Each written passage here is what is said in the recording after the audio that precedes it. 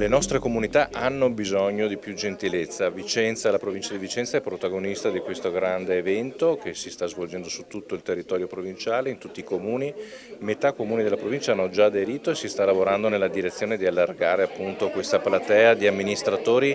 che lavorano sulle buone pratiche a favore dei cittadini, quindi dobbiamo trasmettere anche, soprattutto alle nuove generazioni, la necessità di essere gentili con il prossimo, e questo è fondamentale perché si possa avere un'educazione alla gentilezza che quindi allontani le violenze a cui assistiamo tutti i giorni e la gentilezza possa avere la meglio. Questo progetto Costruiamo Gentilezza vuole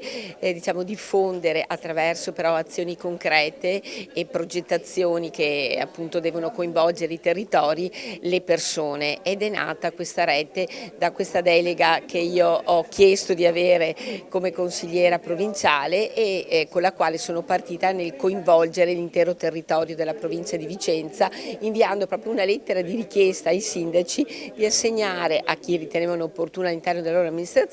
questa delega alla gentilezza. Partite così un po' in sordina con i primi comuni, siamo arrivati oggi, dopo 4 anni di lavoro, ad avere una rete di ben 56 comuni all'interno di 112 della provincia di Vicenza, quindi siamo proprio al 50%, la provincia è già tinta di viola, ma ho sentito che c'è molto interesse e quindi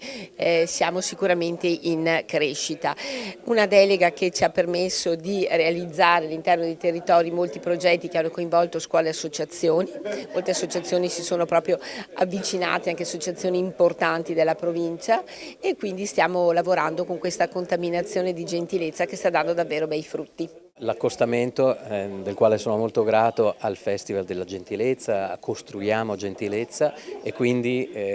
ci sarà un modo che è il mio solito modo di pormi, ovvero quello di non solo interpretare brani ma anche entrare nel vivo del contenuto prima di eseguirlo, quindi raccontare ciò che riguarda proprio la canzone che il pubblico andrà ad ascoltare.